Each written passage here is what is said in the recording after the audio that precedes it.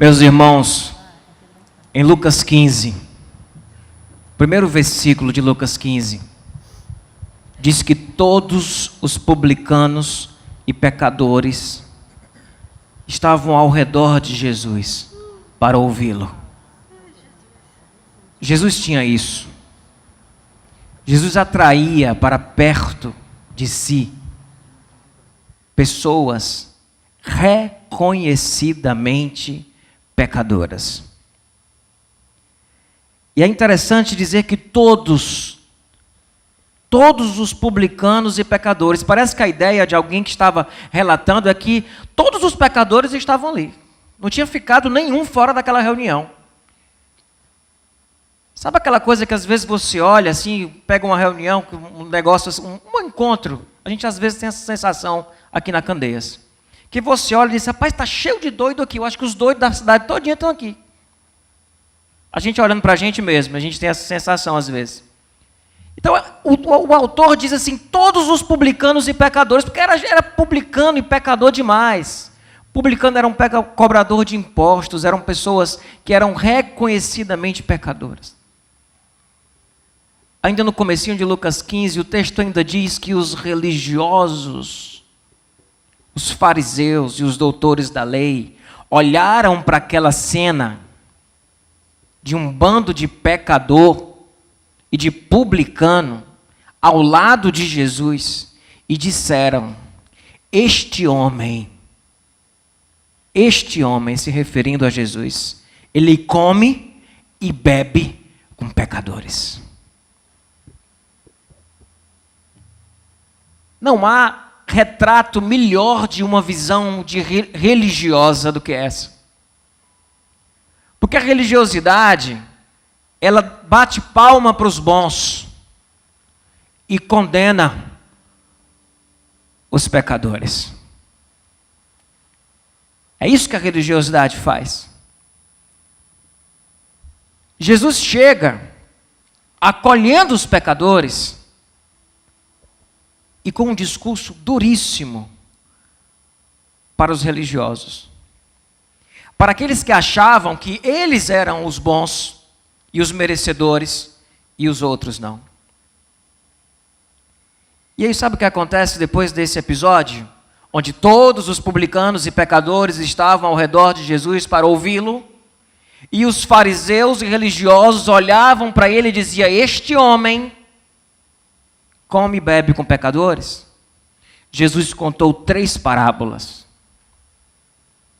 Por causa desse cenário, por causa dessa indignação dos religiosos, os santinhos, os bons, olhando para aqueles que não são os bons e dizendo, este homem está sentado com aqueles que não são bons. Ele não é profeta, porque ele está sentado com quem não é bom. Ou ele não sabe das coisas, ou ele não é profeta coisa nenhuma. E Jesus tanto era profeta, como sabia das coisas. E estava sentado com aqueles que não eram bons. Porque ele não veio para os sãos, mas ele veio para os doentes. E ele contou 3 parábolas, 3 histórias que vocês conhecem. A primeira história, a história da ovelha perdida. Um pastor de ovelha perde uma ovelha e ele larga as ovelhas, ele larga as 99 ovelhas e vai atrás da ovelha que estava perdida. E quando ele acha a ovelha, ele traz essa ovelha de volta e celebra ter achado a ovelha.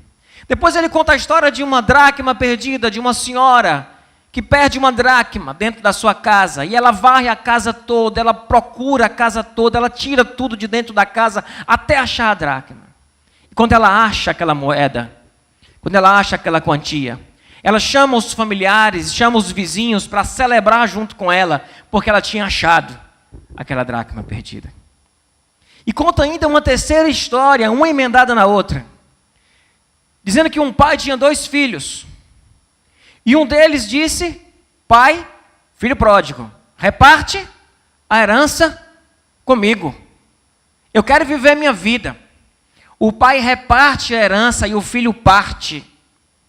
E essa história é a história de todos nós. Que um dia olhamos e achamos que não precisamos de Deus, achamos que podemos construir a nossa vida e viver a nossa vida sem Deus. O texto diz que ele desperdiça toda a herança irresponsavelmente, até chegar em uma situação em que ele não conseguia se alimentar, em que ele queria comer a comida dos porcos que ele cuidava e nem isso deixavam ele comer. E nessa hora ele diz: Pai, eu pequei contra o céu e contra ti. Eu voltarei ao meu pai, direi ao meu pai: Pai, recebe-me apenas como um dos teus empregados. Eu não sou digno mais de ser chamado de teu filho, recebe-me como um empregado. Quando esse filho vai voltando, e vocês conhecem a história, o pai corre em direção ao filho, ele beija o filho, ele abraça o filho, e o filho diz: Pai, eu pequei contra ti, recebe-me apenas como um dos teus empregados. O que é que o pai faz?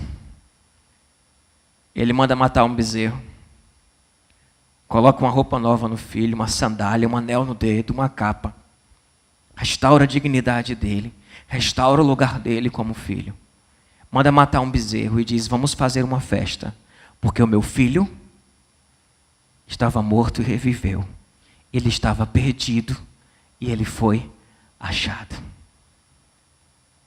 Amém, irmãos? Sabe o que essas 3 histórias mostram?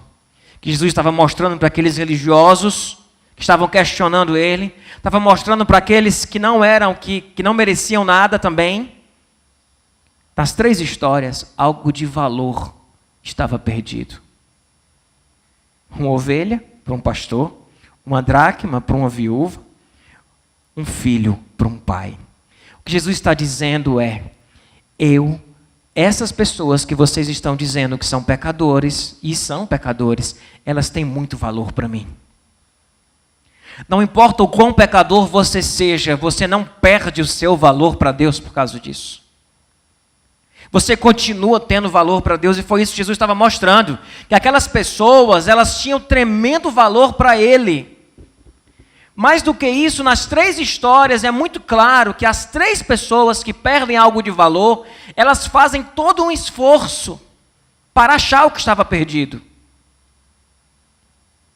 O pastor larga as 99 e vai atrás da que estava perdida.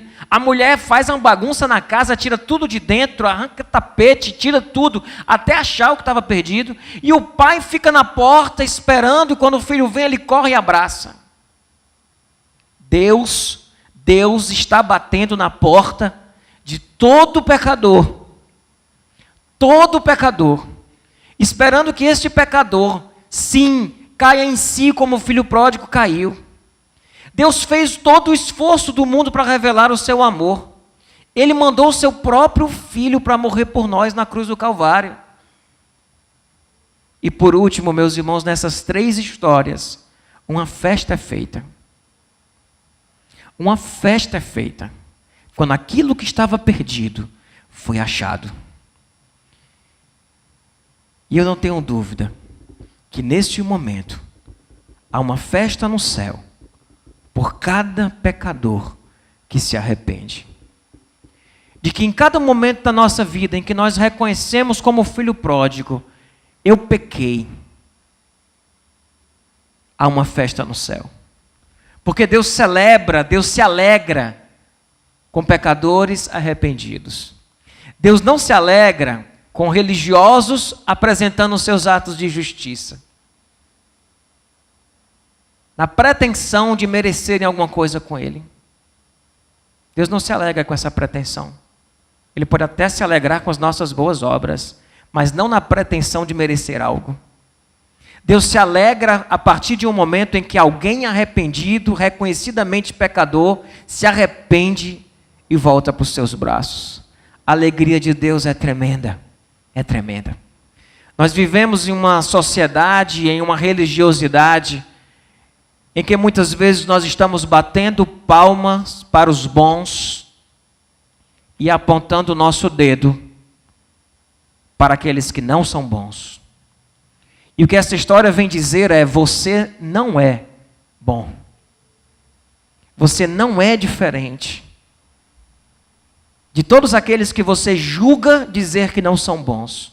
O Evangelho não veio para aqueles que são bons. O Evangelho veio para aquele que reconhece que é um pecador, reconhece que era um miserável e que precisa da graça e do perdão de Deus. Que a gente nunca perca isso de mente, meus irmãos. Nunca. De que nós não somos merecedores. De que nós somos, como Paulo chega a dizer, de todos os pecadores, eu sou o principal. O principal. Que nós não percamos isso de mente.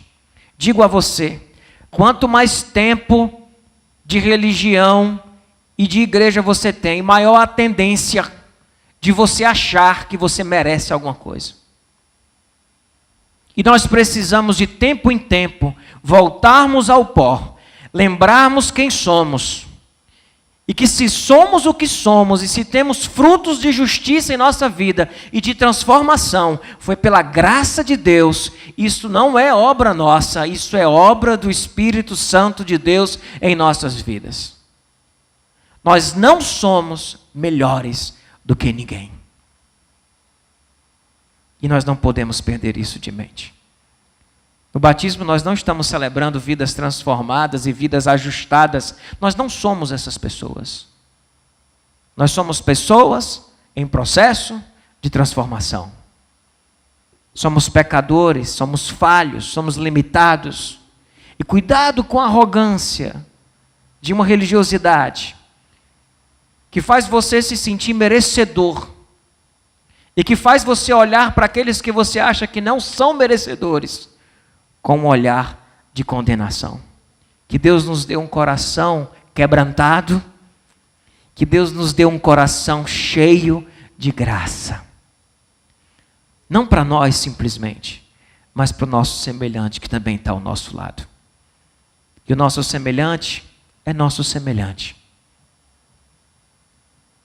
Pessoas que foram criadas à imagem e semelhança de Deus, que nem você, igual a você, que valem para Deus, independente do que fizeram, a mesma coisa que você vale, a mesma coisa que eu. Eu não tenho um valor para Deus maior do que ninguém. Você não tem um valor para Deus maior do que ninguém. Mas você também não tem, meu irmão, um valor para Deus menor do que o de ninguém.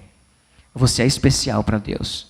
E se você está nos descaminhos da vida, Deus está olhando para você e está fazendo como aquela mulher, tentando achá-lo, procurá-lo, para trazer você de volta. Está fazendo como o pastor que vai atrás de você, que está perdido, para trazer de volta. Está fazendo como o pai que espera na porta, esperando o momento em que o filho retorne. E vai correr até você, vai te abraçar, vai te receber como filho. Se você se sente merecedor, essa palavra é para você. Se você se sente não merecedor, essa palavra também é para você. E que nós saibamos que nenhum de nós merece nada. Ao mesmo tempo, todos nós temos um valor tremendo e precioso para o nosso Deus. Amém? Amém?